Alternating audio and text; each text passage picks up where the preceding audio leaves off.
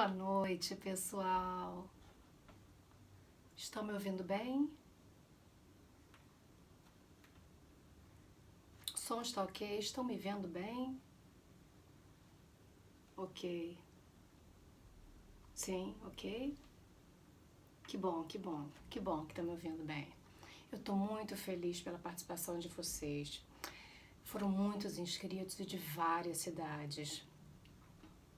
Oh, Letícia, Valéria, Márcia, Robson, que legal. Escreva aí em qual cidade vocês estão. Rio de Janeiro, Rio de Janeiro, Rio de Janeiro. Fortaleza, Salvador, Rio de Janeiro, Rio de Janeiro, Rio de Janeiro. Porto, Portugal, que delícia, que legal. Sejam muito bem-vindos mesmo. Então, pessoal, para quem não me conhece, sou a professora Patrícia Medeiros, juíza titular de Vara do Trabalho do Rio de Janeiro, da capital do Rio de Janeiro, formadora de juízes em ensino à distância pelo TST, professora da Escola de Magistratura do TRT da Primeira Região, professora universitária, escritora e coordenadora do PM Cursos Jurídicos Especializados. Estou realmente muito feliz com o objetivo dessa aula. E qual o objetivo dessa aula? O objetivo da nossa aula será analisar os atuais requisitos da petição inicial trabalhista, de acordo com a reforma trabalhista e com a nova resolução do CSJT, a 241. E por que essa aula? Por que esse tema? Para que vocês não percam tempo buscando por aí todos os caminhos diante de um assunto tão polêmico e nada pacificado. Então essa aula é para vocês saberem o que é realmente necessário colocar numa petição inicial. Para quê? Para que o juiz não extinga o seu processo. Para quê? Para que vocês tenham um efetivo julgamento do seu processo pelo Estado juiz e que ele não seja extinto sem resolução do mérito. E mais ainda, se você quer se diferenciar, se destacar dentre os demais, essa aula é para você. A aula durará algo em torno de 35 minutos e você pode mandar suas dúvidas, que ao longo da transmissão eu vou respondendo e depois responderei ao final também no fórum online, tá bem? A equipe vai selecionar algumas, porque, claro, provavelmente serão muitas, mas lá no fórum online eu tento resolver as demais, tá bom? E quem ficar até o final receberá o certificado de participação do PM Cursos, validado pela Elore. Vamos lá, fiquem até o final. Só verificando aqui novamente se está tudo direitinho. Som ok, vendo ok. Sim. Olá, meninas. Muito bom, muito bom. Fico muito feliz.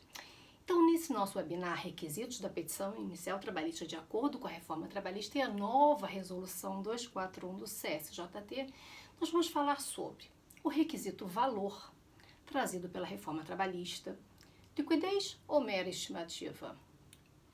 O que a nova Resolução 241 do CSJT estipulou sobre isso. Vamos falar sobre as peculiaridades do peticionamento eletrônico, a petição inicial no PJE, a utilização do PJE Cálculo Cidadão e a planilha de cálculos, tema polêmico, e um requisito surpresa que abordaremos ao final do webinar, que é fundamental e que tem sido esquecido pelos advogados e que tem prejudicado muito as demandas, em todos os sentidos. Vamos lá então. Uma boa petição inicial é fundamental. E sem uma boa petição, o processo, que é uma sequência de atos, caminha mal até o final. Por quê? Porque existe um paralelo entre petição inicial e sentença. Não tem jeito. Se a petição inicial for certa, a sentença terá potencial para ser precisa, certa. Se for líquida a petição, a sentença obrigatoriamente será líquida. Se a petição for clara, a sentença terá que ser clara. E se for coerente, a decisão deverá ser coerente. Então, uma boa petição inicial é fundamental. E nós sabemos que, de acordo com o parágrafo 1º do artigo 840 da CLT, a petição inicial deverá conter, isso já de acordo com a reforma trabalhista, a designação do juízo, a qualificação das partes, uma breve exposição dos fatos de que resulte o dissídio, o pedido que deverá ser certo, determinado e com indicação do seu valor, a data e a assinatura do reclamante ou do seu representante legal. Ou seja, de acordo com a nova redação dada pela reforma trabalhista, o pedido deverá ser certo, determinado e com a indicação do seu valor, sob pena de extinção do processo sem resolução do mérito. Parágrafo 3º do artigo 840 da CLT. Segundo a antiga redação, bastava a indicação do pedido. Não havia necessidade do requisito valor, mas agora temos o requisito valor. E a controvérsia, então, que surgiu com a reforma foi estabelecer se os pedidos deveriam ser ou não líquidos ou se bastaria uma mera estimativa desse valor.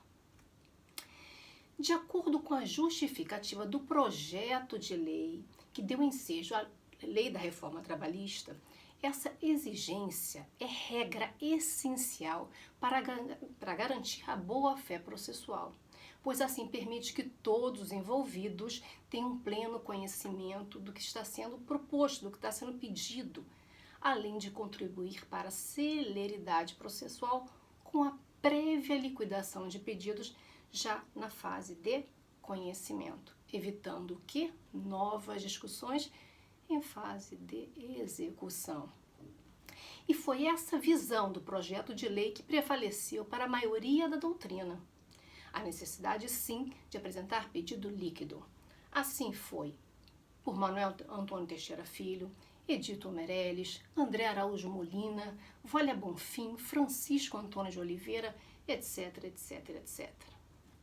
E, apesar das divergências de posicionamentos dos tribunais e até de algumas turmas de TRTs internos, por exemplo, aqui no Rio, temos 3 posicionamentos. 1. Precisa liquidar com planilha de cálculos. 2. Precisa só liquidar. 3. Não precisa liquidar, bastando uma mera estimativa do valor.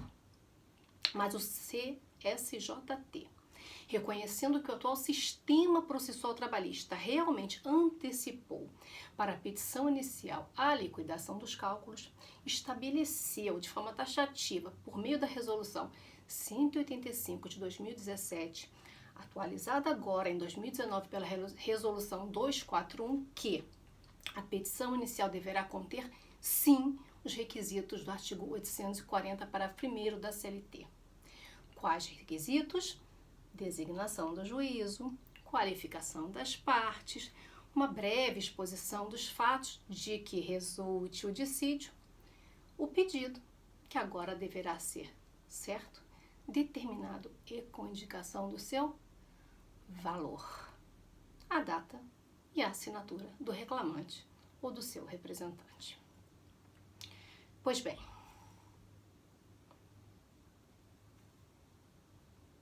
só um instantinho.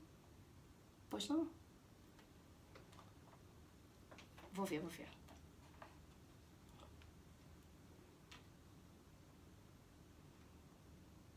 Ah, sim. Luísa pergunta sobre a ação declaratória de inconstitucionalidade do parágrafo 1º do artigo 840, a de número 6002. Sim, verdade, Luísa. A OAB ajuizou a DIN ano passado, mas não foi sequer deferida liminar. Luísa, você é aluna da plataforma. Tanto a petição inicial quanto o parecer do Ministério Público Federal estão disponíveis para você lá na plataforma. Mas o pessoal aqui da equipe, a tutoria, está dizendo que você ainda não acessou essa aula, hein? Então a pergunta fica para depois, Vamos lá. Então, mas não é só isso. O CSJT estabeleceu também que os TRTs devem promover a capacitação dos advogados na usabilidade do sistema PJE-CALC cidadão, fomentando a distribuição de ações e a apresentação de defesa independentemente do rito, ordinário, sumarício, sempre acompanhadas da respectiva planilha de cálculos. Olha só. E tanto assim é que, nas últimas atualizações, o PJE trouxe a específica tramitação e movimentação de decisão antecipada parcial de extinção do processo sem resolução do mérito dos pedidos ilíquidos. Ou seja, o PJE possibilita agora que o juiz possa extinguir só os pedidos que não vierem liquidados e prosseguir com o resto do processo. Vejam só, aqui é uma movimentação específica interna do PJE. Não sei se vocês conseguem ver. Aqui são as movimentações do PJE. Vou ler aqui para vocês rapidamente. Alteração, motivação da alteração. Movimento criado em razão da adaptação do sistema PJE à reforma trabalhista. Dispositivo legal 840, parágrafo 3º da CLT. Haverá então julgamento antecipado de parte dos pedidos. O que acontece? Haverá divisão do processo em duas partes. Uma que seguirá para apreciação do recurso ordinário, a parte ilíquida. E outra parte, a parte líquida, que prosseguirá normalmente para instrução e julgamento pelo juiz de primeiro grau. Então, na prática, para quem está militando, aí não é discussão doutrinária, é prática. Já que não houve nenhuma declaração final de inconstitucionalidade pelo STF na DIN 6002, está valendo sim o parágrafo 1º do artigo 840 da CLT com a alteração da reforma trabalhista. E por quê? Porque o PJE tem tramitação e movimentação e lançamento nesses moldes específicos. Ou seja, o juiz tem total possibilidade estrutural para isso. E tem mais, tem o PJE-CALC. O CSJT dispôs no parágrafo 6º do artigo 22 da nova resolução que, a partir de 1º de janeiro de 2020, quaisquer cálculos deverão obrigatoriamente serem juntados por meio de PJE-CALC, vedado o uso de PDF ou HTML para isso. Sim? Ah, tá. Vamos lá.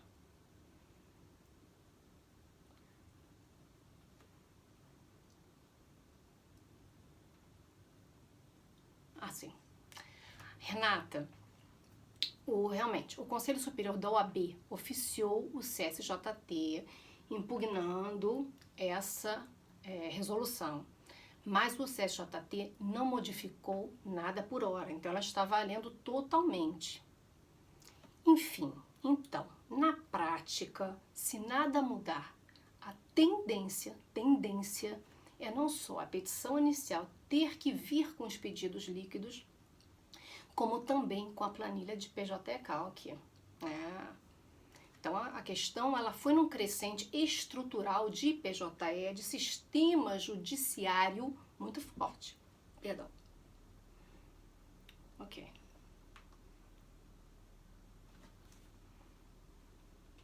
Tá. Entendi. Valéria pergunta se isso tudo não fere o acesso, o princípio do acesso à justiça. Tudo bem, Valéria? Olha só, esse malferimento ao acesso à justiça, se o CSJT tem competência ou não, isso é um outro debate. Nós temos um vídeo debatendo isso no IGTV lá no Instagram. Vejam lá e comentem, vai ser muito legal, tá? Obrigada pela participação.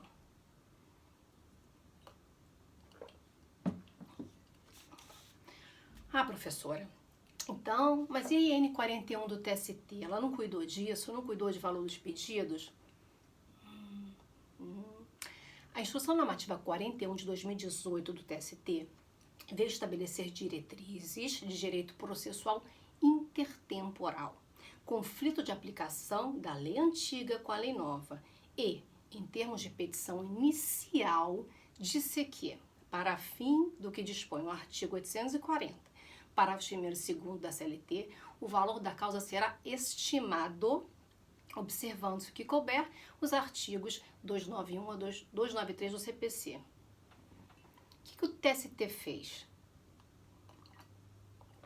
O TST cuidou do valor da causa propriamente dito e não valor dos pedidos.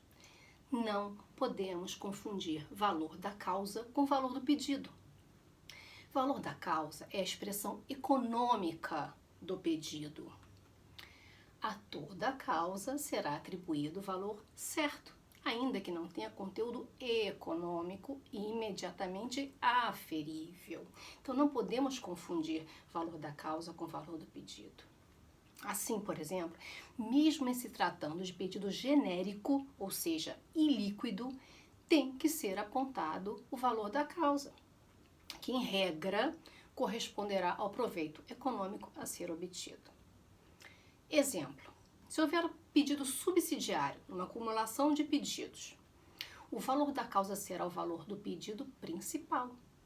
Mas, tanto o pedido principal quanto o pedido subsidiário deverão vir liquidados. Não se confunde. O valor do pedido somente é necessário nas obrigações de pagar quantia. Assim, pedido declaratório, como por exemplo, declaração de vínculo, ou pedido de obrigação de fazer ou não fazer, exemplo, reintegração, entrega de guias para saque de FGTS ou seguro-desemprego, anotação da carteira de trabalho, não são pedidos que precisam de liquidez para seu exame. Ainda que, para efeito do valor da causa, se deva dar um valor estimativo. É o que estabelece o CPC no artigo 291. O TST cuidou do valor da causa, ou seja, independentemente dos valores líquidos de cada pedido, o valor da causa será estimado de acordo com os artigos 291 a 293 do CPC. E não necessariamente, o somatório preciso da acumulação de pedidos. Até porque, como vimos, podem haver pedidos subsidiários, pedidos de prestações não pecuniárias, e não seria possível, certo? Ok? Então, não há que se confundir.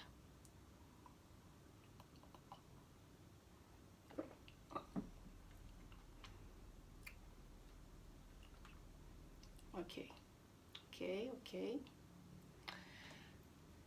Mas, e quando o peticionamento for eletrônico, via PJE?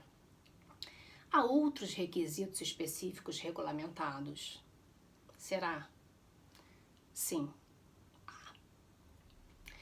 Com base nas diretrizes contidas na Lei 11.419 de 2006, que dispõe sobre a informatização do processo judicial e a necessidade de regulamentar a prática eletrônica de atos processuais conforme as especificidades do PJE, na Justiça do Trabalho, o CSJT, em sua resolução específica, estabeleceu em termos de peticionamento eletrônico que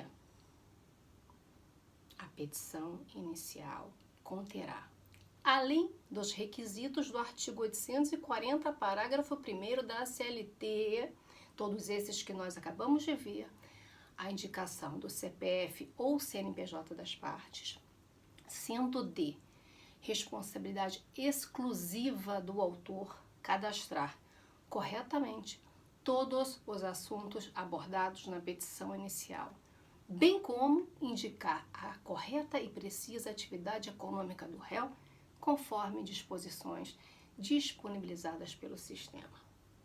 E, além desses dados, sempre que possível, deverão ser fornecidos na petição inicial o SEI, Cadastro Específico do INSS, contendo o número da matrícula do empregador pessoa física.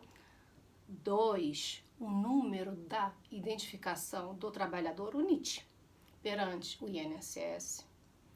3, PIS ou PASEP. 4, o número da CTPS do empregado. 5, o CNAE, a Classificação Nacional de Atividades Econômicas do Empregador, o Código do Ramo da Atividade do Empregador. E 6, profissão do empregado, nacionalidade do empregado, estado civil, existência de união estável e filiação também, e-mail, correio eletrônico.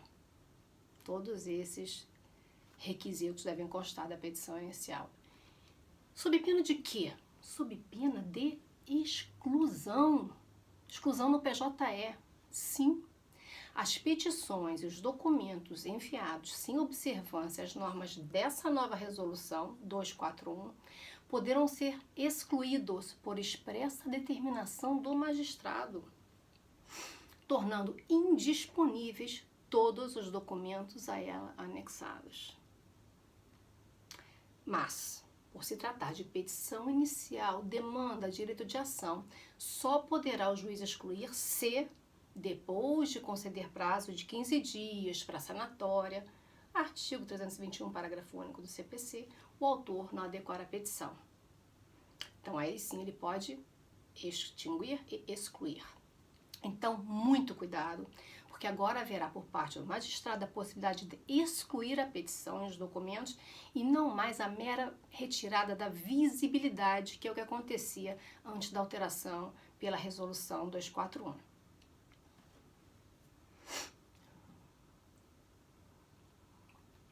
Então, professora, se eu apresentar todos esses requisitos, todos, pedidos líquidos, observar toda a resolução do CSJT, cadastrar corretamente todos os assuntos, indicar a correta atividade econômica, ou seja, observar tudo da resolução, tudo da lei, trazer pedidos líquidos. Bastará para que a minha petição inicial seja recebida e não extinta e que meu processo seja realmente julgado e siga em frente? Ok. Observado tudo isso? Sim. Mas isso não te garante um julgamento do mérito dos seus pedidos da forma como você gostaria. E por quê? Porque existe um requisito implícito, e eu falo disso no meu livro Requisitos da Petição Inicial Trabalhista, que é, prestem atenção, a especificação dos fundamentos determinantes ou a existência de distinção sempre que você invocar ou quiser afastar precedente ou súmula. Foi o que o TST estabeleceu na IN 39 de 2016. Estabeleceu o que, Patrícia?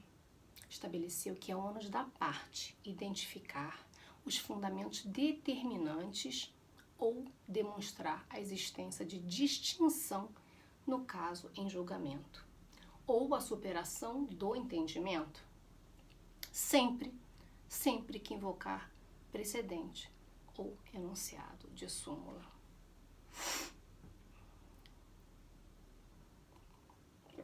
Ou seja, cabe à parte, na petição inicial, demonstrar inequivocamente que está diante de situação particular, diferente, ou seja, que contém hipótese fática distinta, diferente, que pode ensejar solução jurídica diversa da contida no precedente ou no enunciado de súmula.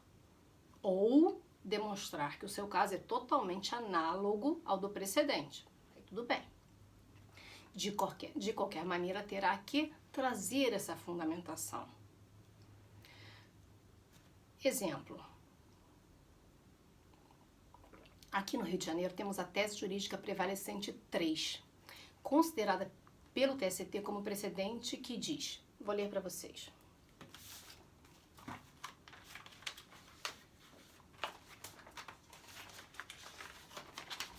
Dano moral, revista visual em bolsas e sacolas. Não configuração. A revista do conteúdo de bolsas, mochilas e sacolas dos empregados, de modo impessoal e reservado, não caracteriza por si só ofensa à honra ou à intimidade do empregado, capaz de gerar dano moral passível de indenização.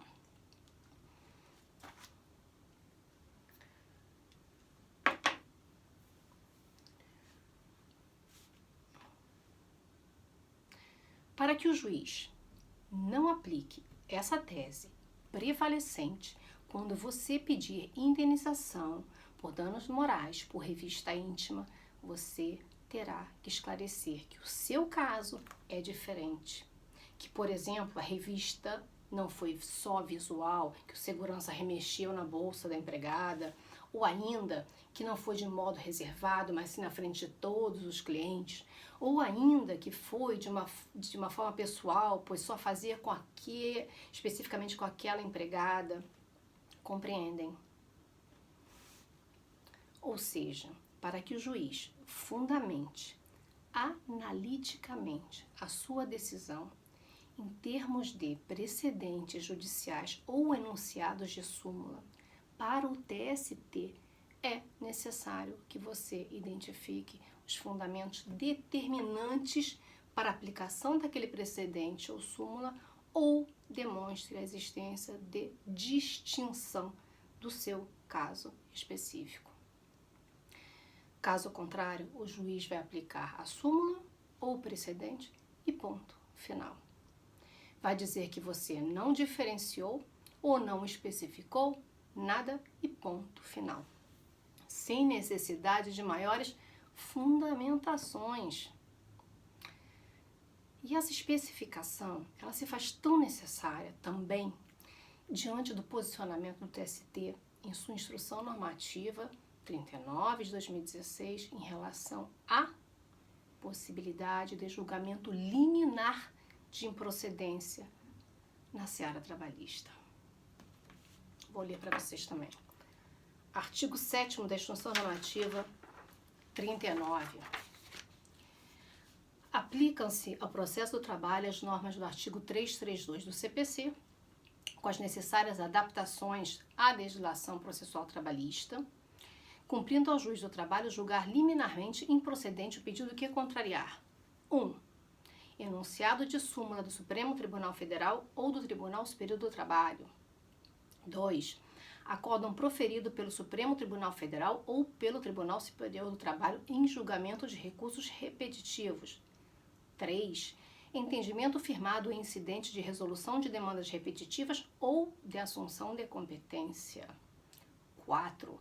Enunciado de súmula de Tribunal Regional do Trabalho sobre Direito Local, convenção coletiva de trabalho, acordo coletivo de trabalho, sentença normativa ou regulamento empresarial de observância obrigatória em área territorial que não exceda a jurisdição do respectivo tribunal.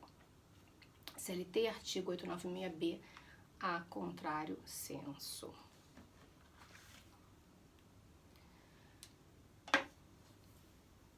Artigo 7º da Instrução Normativa, artigo 7º da Instrução Normativa 39 de 2016. Certo? Ou seja, caso não sejam trazidas na petição inicial as distinções necessárias à não aplicação de enunciado de súmula do STF ao TST, de acordo do STF ou TST em julgamento de recursos repetitivos, de entendimento firmado em RDR ou em AC, de enunciado de súmula do TRT sobre direito local, naquele caso concreto, poderá o juiz do trabalho julgar liminarmente improcedente o seu pedido. Trata-se, pois, de requisito da petição inicial não explícito, mas de conteúdo imperativo fundamental e que pode ensejar consequências nefastas aos incautos. E esse julgamento liminar e a desnecessidade de fundamentação por parte do juiz são só algumas das consequências da inobservância desse requisito implícito. No nosso novo curso completo sobre requisitos da petição inicial, eu cuido de todos eles. Além de todas as facetas da liquidez dos pedidos, nós, nesse novo curso que está sendo ofertado, cuidaremos também, vejam bem, da necessidade de impugnação na contestação dos valores apresentados. Sim. Da necessidade de apresentação de planilha de cálculos pelo PJ-Calc, da vinculação ou não do juiz princípio da congruência em relação aos pedidos líquidos, exceções à necessidade de liquidação, pedidos genéricos, etc. Prazo para emenda inicial versus extinção liminar da petição inicial, extinção total ou parcial, que nós verificamos que é possível no PJE, os instrumentos para acesso aos dados necessários para a elaboração dos cálculos, a ação autônoma de produção antecipada de provas, o famoso PAP, né? O requerimento administrativo extrajudicial ou, se é cabível, incidente de exibição de documentos, isso nós abordamos exaustivamente. Direito intertemporal, que ainda é cabível, ainda é discutível. O requisito implícito imperativo precedentes, fundamentação. Acesso à justiça, e Valéria, né, que você queria, também cuidamos lá no curso. E nesse curso, você tem os seguintes benefícios e diferenciais. Vamos lá. O aluno pode visualizar as aulas em vídeo quantas vezes desejar. Não tem limite. Podcasts, áudios para ouvir quando quiser, à vontade. O material é um material didático de ponta e de acordo com as diretrizes da ACO nos Estados Unidos e da ENAMAT no TST, da qual sou formadora. Atendimento individualizado. Tira dúvidas via WhatsApp. Sessões online de perguntas e respostas. Sim. Aplicação de simulados online, não sei se eu já falei. Com correção, certo? Claro, com gabarito. Fóruns online. O meu livro digital Petição Inicial Trabalhista, que está à venda na Saraiva Online e na Amazon, também como bônus. Também um e-book interativo, ou seja, com links para vários temas, o novo processo de trabalho. E certificado com validação Delore plataforma, né, pelo PM Cursos Especializados. E para essa turma que está abrindo, especialmente, teremos 2 aulas ao vivo, tira dúvidas, que é um serviço exclusivo que eu não costumo fazer, por questão de tempo e custo, mas que o PM Cursos Especializados está possibilitando nessa turma, só nessa turma. Assim, só nessa turma. O valor do curso? Tá. O valor do curso é R$ 1.997. Eu sei que é caro, mas como eu quero, de verdade, que mais pessoas tenham acesso a esse conhecimento, essa matéria, precedentes, etc., nós faremos um preço especial. Sairá de R$ 1.997 por somente R$ 897 e que você pode parcelar em 6 vezes. O curso está possibilitando esse valor e esse parcelamento só para essa turma. Mas essa condição só será para quem participou desse webinar, porque as vagas são limitadas, é isso? Ok. Ah, tá. Ok.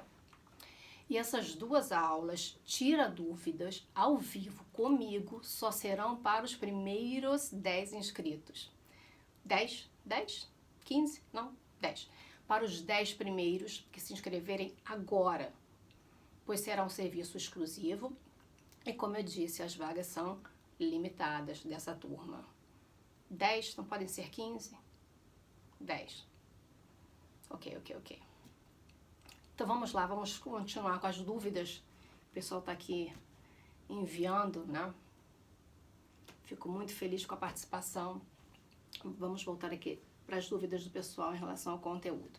Foi só um momento marketing aqui do PM Cursos Especializados, faz parte. Então vamos lá.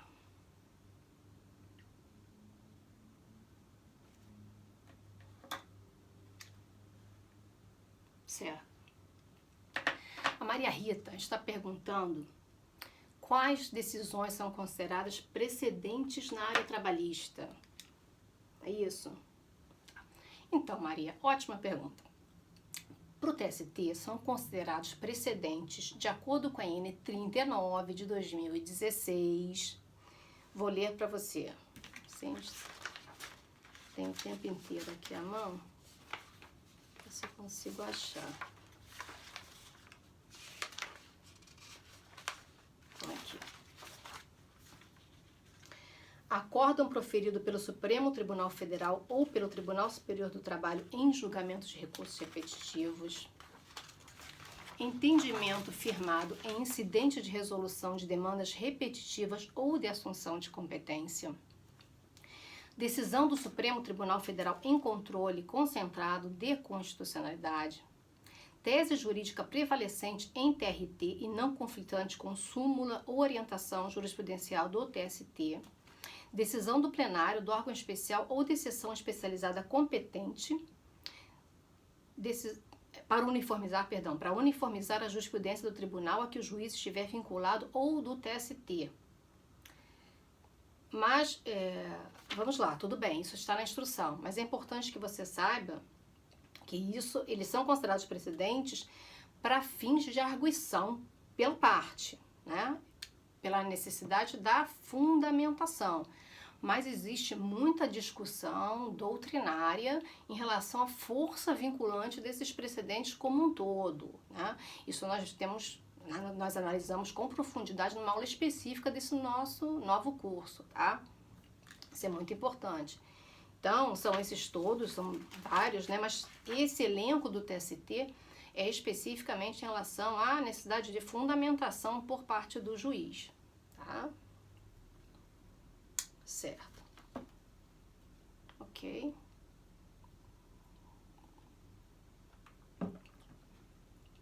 Robson. Ok, nós vamos enviar o material. Ok. Ok.